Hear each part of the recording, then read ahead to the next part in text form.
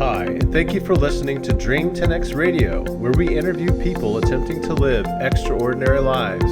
Our twofold purpose is to both direct and inspire people bold enough to do the same. Dream 10X. Face your fears and make your life count.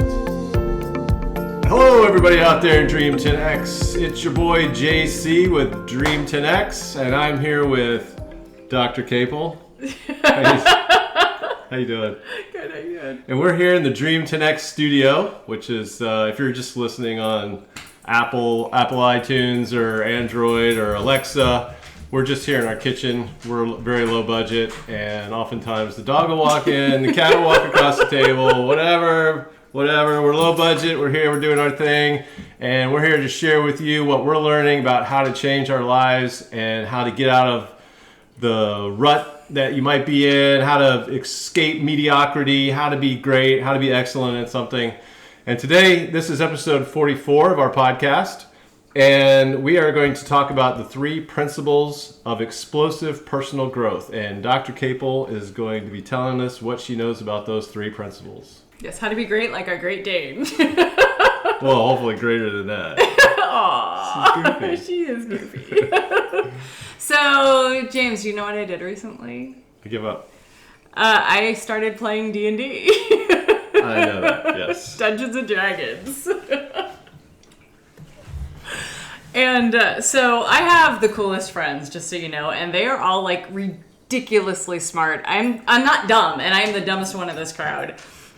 They're witty, they're clever, they're just so much fun, and I'm so happy to be part of this like goofy clan. I'm not part of it. Oh yeah, you are. You're too smart for me. So I'm like the orc of this clan. Are you really an orc? No, not in the game, but just in general, because orcs are big and goofy.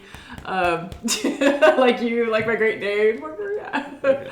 And we all haven't played D&D in like over 30 years. And so one of our friends played with his kids, so he's more attuned and more up to date. And so he said, hey, why don't we start a game? And a bunch of us said, okay, let's do it. We haven't played in a billion years, don't remember anything. And one of them hadn't played ever, so it's just a whole new learning experience. And you have to do all these things. There's a book, a whole player book that you have to read through. And there's like 20 different races you have to choose, from orc to human to tiefel. And then a class is like your job, so you can be a bard or a paladin or a druid or like me, a barbarian. And then you have to choose your background, so you're like a thief or a hermit or a wildling, like I am. I forget what it's called in the book, but like you're like a wildling, and or an orphan. And all of that builds this character and defines your strengths, your mental models, what you can and can't do, how you operate in this universe. Kind of like our regular lives as humans. What's the point of that? What do you mean, what's the point of that? Like, why do you build a character like that and come up with this history and all that? What? Yeah, for that exact purpose. So you have strengths and you have weaknesses, and it's how you fit in the group. But in the context of playing a game, why would you have weaknesses? Why wouldn't you build like a character that's infinitely powerful in order to win? Well, I mean, what's the point then? If you're going to defeat all the... Right. Well, part of it too is like a leadership journey and a team building journey. Like if we did this for leadership development, like they did for a while in World of Warcraft, I think it would change the face of leadership development, because it does teach strategy. It teaches vision. It teaches thinking on your feet. It teaches unexpected. So you come into to deal with the unexpected, uncertainty. So you have let's say you come up to a road and the dungeon master says you have 2 options. You can go left or right. What do you do? Who's your strongest character? Who has the ability to have clairvoyance, where they can see in the future? Or if nobody has that, how do you leverage the strengths you do have in order to go forth? Okay, so you choose to go to the right. Cool. You encounter an obstacle. What do you do? Or you encounter a hole. You want to jump over the hole. So you have to roll to see what your number is, to see if you make it over the hole or fall in. So it's all right, you fall in, and then what do? So it's like dealing with that uncertainty and having to make decisions. So from a leadership development perspective, gaming is the way to go. So for us, it's fascinating because with all these rules, we're taking in all this knowledge and we're seeking guidance from our DM because we have no idea what we're doing. And it's a full immersion experience. So it was really fun. And again, a lot like real life, it's challenging your mental models because you have to become this character and make decisions that this character would make in this immersion world. And the most important thing is we were just having a good time. So you heard the first night. Yeah. But the dungeon master says, "Okay, go," and we're all like looking at each other like, "Okay, now what?" And he's like, "No, you're in character now. Go." And so one of us started. I think our druid started, and then we just all picked it up. We just all picked it up and started getting in character, and again having fun. And now we're gonna be starting our third game soon. So yeah, it's a good time. Yes. So when you think about learning and redefining yourself, so there's 3 principles for explosive personal growth. And one is redefine yourself. And so in the terms of D&D, like really thinking who that really cool, awesome character that you were going to be. So if you're a bit clumsy like me in real life, so an orc in real life, who do I want to be in this world? That's a little bit different that I can bring into. So did your character that you define, was that a make-believe improvement of yourself in this virtual world? It was, because I am in what respect? Yeah, so I'm a tiefling barbarian. So I am a full-on warrior woman. Well, kind of a devil warrior woman because I have horns and a tail, which is very cool. Why that? Why a devil? Why is that so to improve it? The way that they describe the character. Because you're so sweet and docile, usually? Is that why? Yes, You're trying to be I'm a delicate flower. I liked that it was, if I could be like my best version of myself in this world, it would be a very strong warrior woman who could kick ass at any point. And she's chaotic neutral, so she really doesn't give a shit about anybody or anything. She can just go. Versus me, where I really do care. So I really love my friends and my family and my people. So that's not my best self, but that's a different way to being. So exploring that and what that's like is kind of fun to challenge my own mental model. So okay, yeah. Go on. So like coming up with this really interesting character is fun. And so back in the day I used to sing opera and love to be on stage because I love getting in these different characters and exploring that and what it's like to be in that world. So it's kind of the same thing, just with my friends, where we're not in front of an audience. So yeah, it's good. Cool. So so when you think about redefining yourself, like what does that really look like for you? We do a visualization exercise, which I will, actually let's do it. And then we'll also pop it, we can put it on our site. You can do it yourself. Okay, so typically though, when you're talking in a professional environment about redefining yourself, you're not talking about Dungeons and Dragons characters, right? You're talking about who you are. Well, you're redefining yourself. So do you like have people write out a persona of what they want to become? Well, kind of like are you still getting there? Am I getting ahead of you? Yeah, but that's fine. Sorry. That's totally fine. I do. We do have them write out like who their best selves are. So do a visualization exercise with me now because I'm curious. Okay. I'm super curious. All right, so go ahead and get comfy a little bit. Put your shoulders back, relax. Take a deep breath.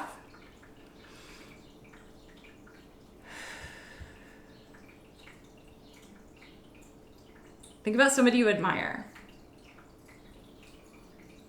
It can be somebody you know, somebody you don't know. It could be a character in a book, a character in a movie, from a comic strip or a comic book. Allow that person to come to mind.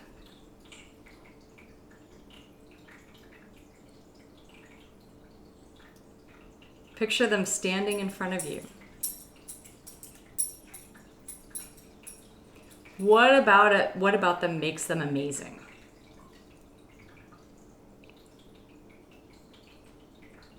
What do they say or do that's really powerful for you?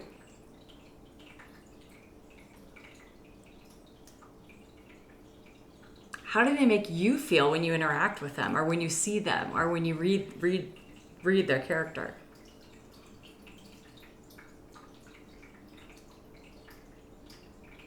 Now imagine yourself with this quality. What does that look like for you? How do you feel? How do you impact others around you?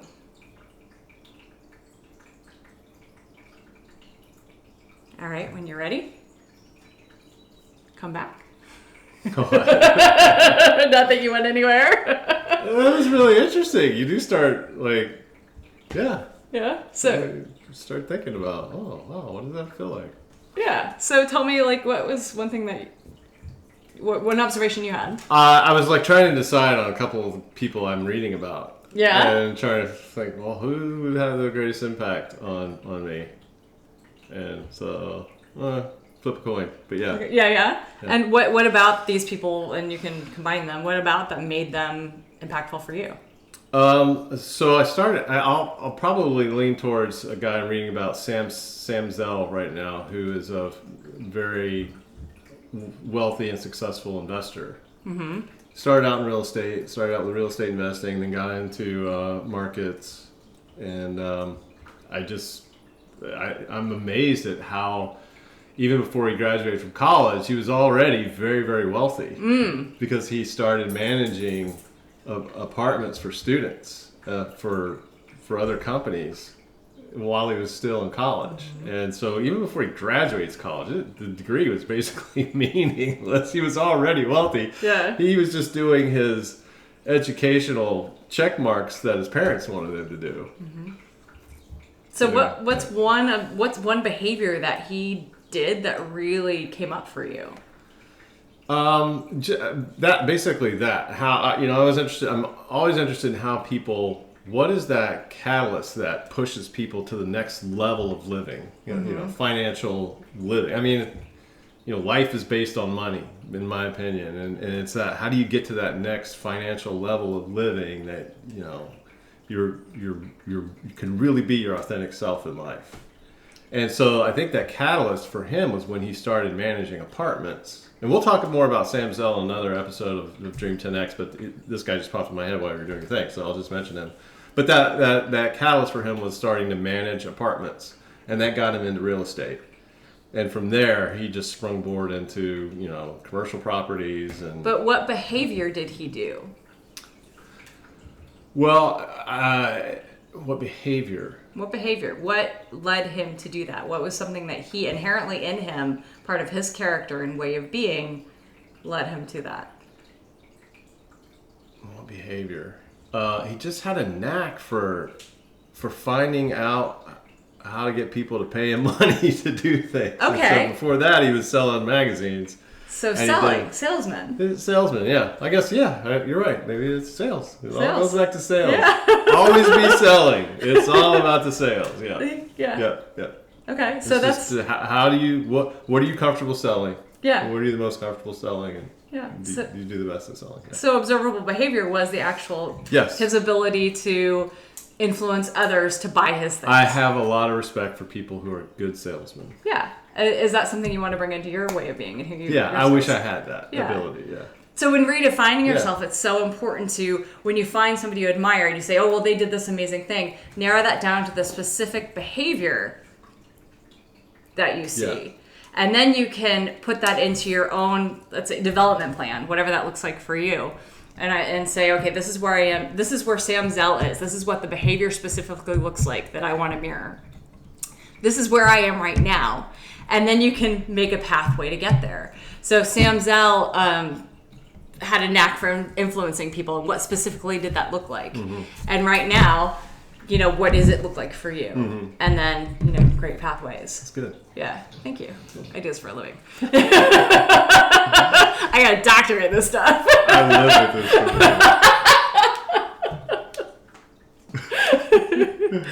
Oh my goodness. They do call me the doctor for a reason. So coming up with those tangible behaviors is so important because then you can measure your success.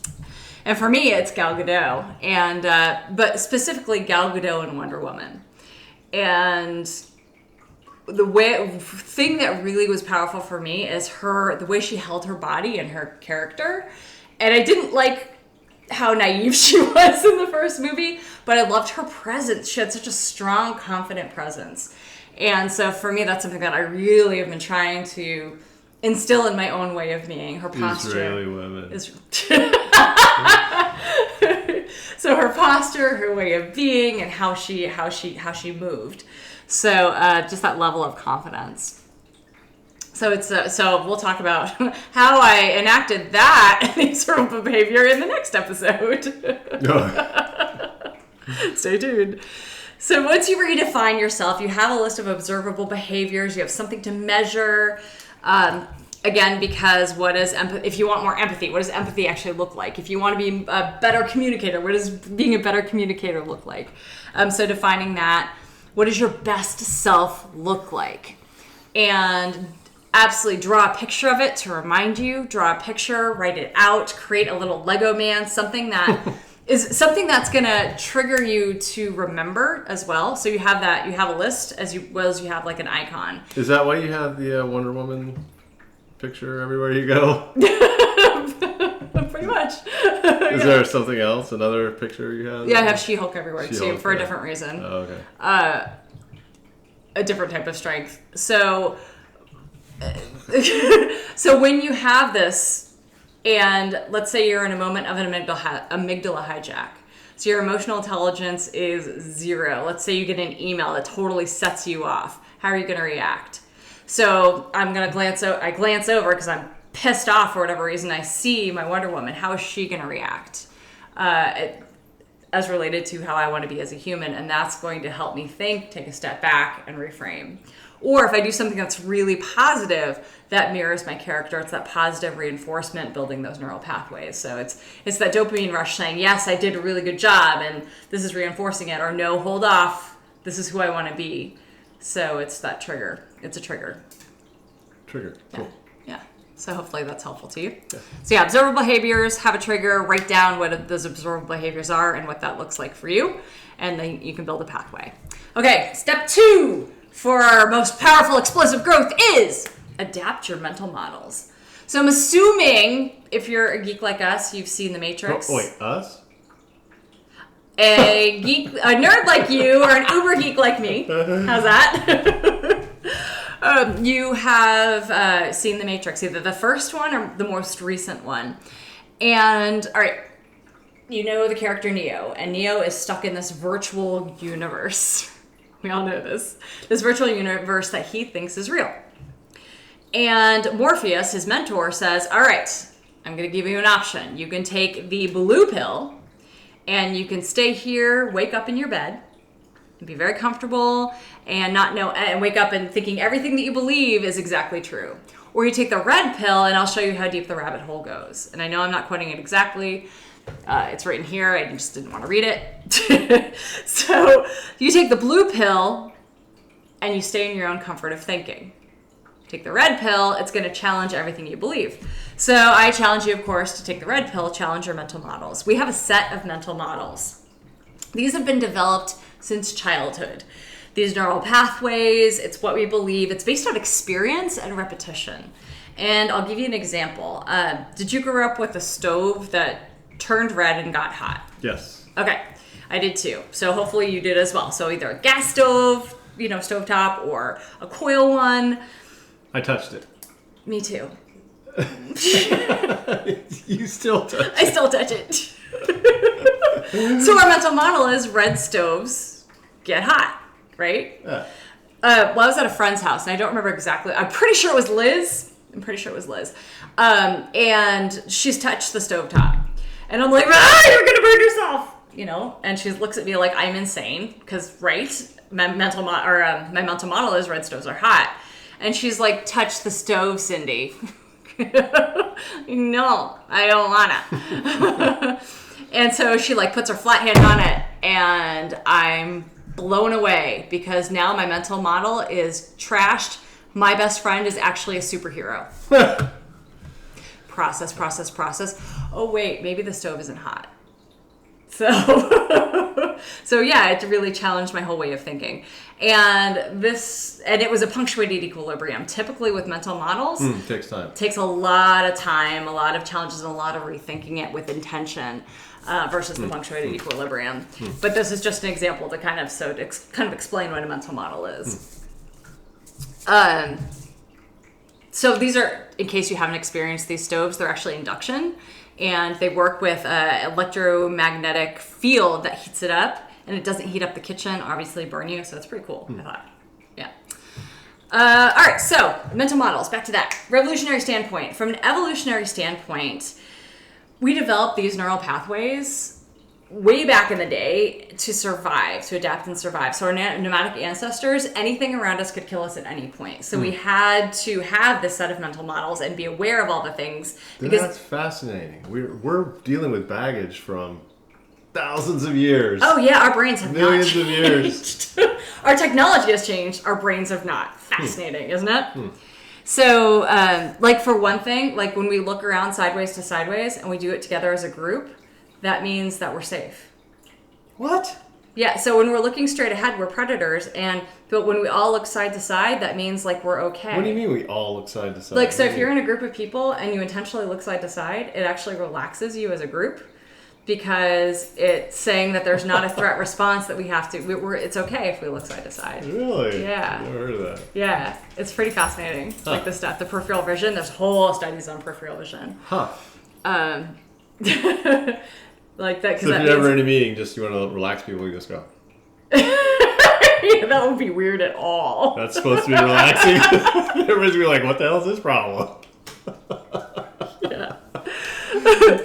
So anyway, we're constantly taking in information from our senses, from our eyes, the way we see things, and the way we touch, and then the way we what we hear, and that directly translates to our mental model, and we process it and say, is this a threat or not? So anything out of the ordinary. So if somebody that you've been dating is like constant, and all of a sudden they're in a bad mood and it's the first time you've seen that, you're going to be like, what's going on? What did I do? And it's probably nothing. But it challenges your mental. Are you saying that from personal dating experience with me? Uh-huh. Yeah. Like the first time like that happened, I'm like, oh my God. Anyway, go ahead. TMI. Move on. You asked. So anything that doesn't align with what we know to be true totally like triggers our spidey senses. And so Spidey senses. And our brain shifts into protective mode. It's fight or flight, and we have that threat response. And so that's like anything with change. So organizations that come in and say, all right, we're going to have a change, we're immediately threatened. Or so we're going to move, or we're immediately threatened, anything that changes around us. So I challenge you to take that red pill, and when something triggers your mental model, why? I want you to explore the why. So it could be feedback you receive that you don't agree with. And somebody gives you a comment like, you know, I recommend you change this. Well, you're like, that is so not true. Well, why isn't it true? Because they said it to you. It's true for them. So really lean in and think about it and challenge yourself, challenge your model. Because it's how we have cognitive agility. It's how we retrain our brains and build new neural pathways and new mental models. And it's really how we learn. So it could be, again, an idea or concept that you think is totally wrong or off. That's cool. Why is that? And what is your mental model that's challenging that? Again, just take the red pill. Anything that brings your spidey senses up, just really lean in. Is it true that our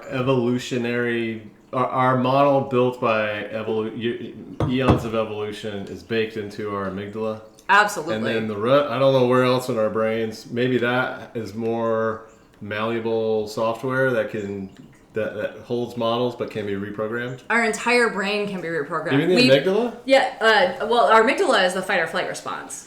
But right, and that's like baked in from way back when, right? But our prefrontal cortex and our thinking brain, that's where we really hold our mental models. So our amygdala is the hormonal reaction where it's like, I'm going to kill you or I am going to calm down. Our prefrontal cortex is where we like do our thinking. And so that's where our mental models are housed. And we have neuroplasticity where new neural pathways are built every day if we try something new. Yeah. But here's a cool exercise that I really thought was neat. Cross your arms.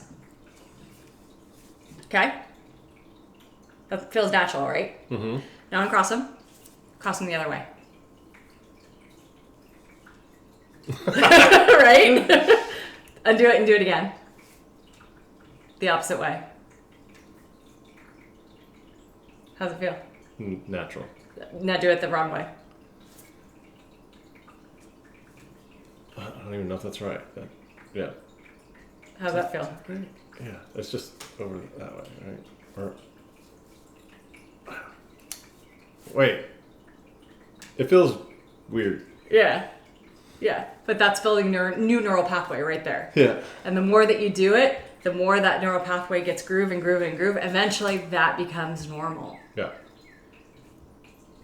So that's just right there building new neural pathway. Changing your mental model. Yay. Yeah.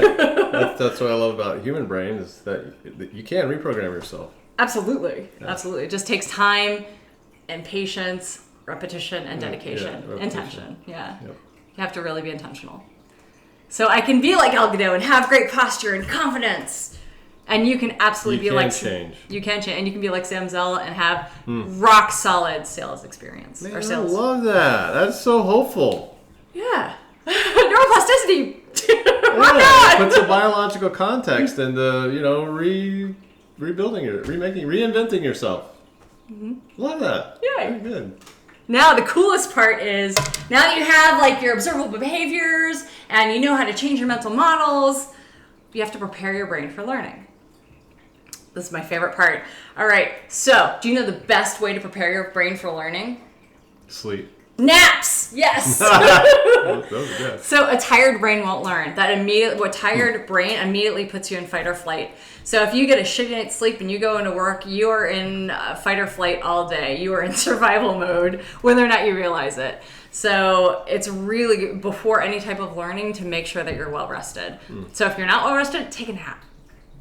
And the best part that I want to build into my learning programs is they found, after lots of extensive neuroscience research, that 20 minutes of napping after a learning event, you actually have better retention of content. Wait, say that again? If you take a 20-minute nap after something learning, after a learning event. After learning. Yep. You have better retention of what you learned. So if I could build nap time into my learning programs, man, I would be...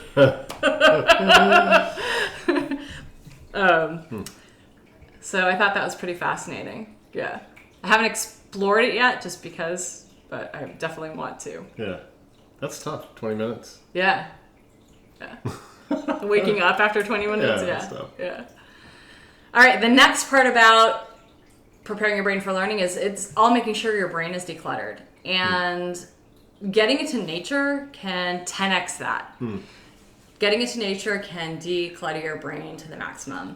So I'm going to talk about my own research a little bit and how... Oh, here we go. This is her dissertation. So he heard he heard about my dissertation for 8 years, so you can probably say this instead of me. All right.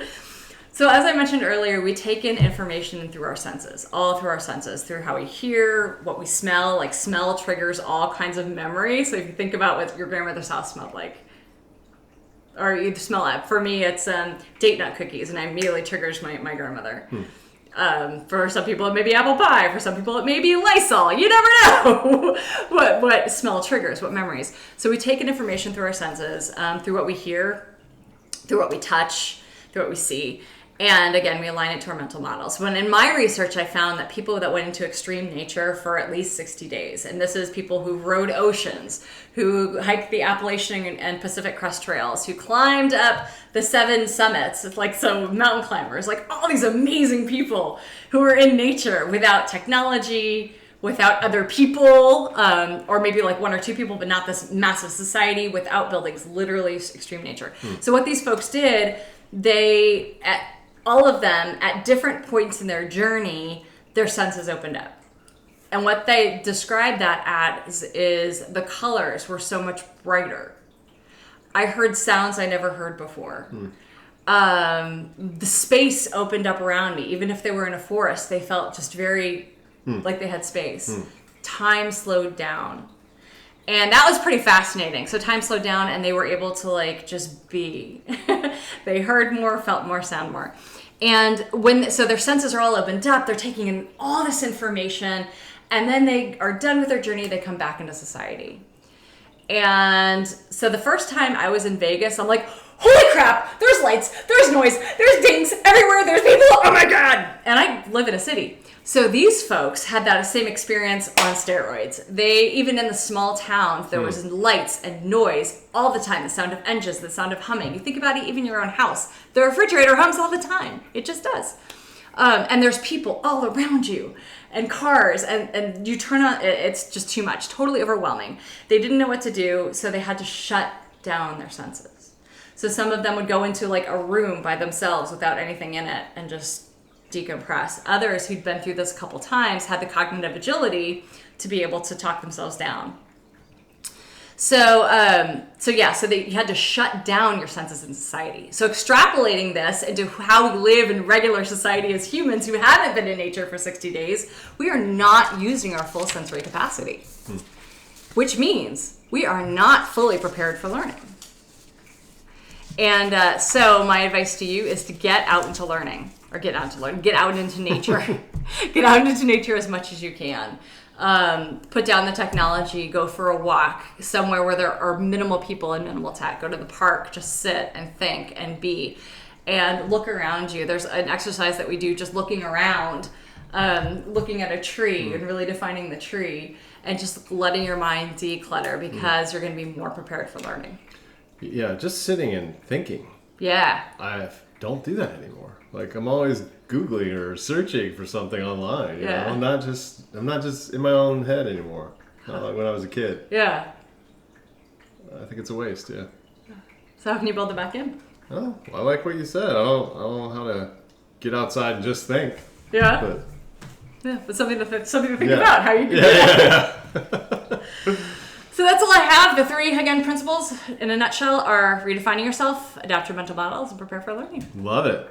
It's very good, I think. It's very, very inspiring, especially the first 2, because it gives me hope that, there is a biological, scientific possibility of how punctuated equilibrium change to something better. So Absolutely. Thank you very much. I love that. Yay.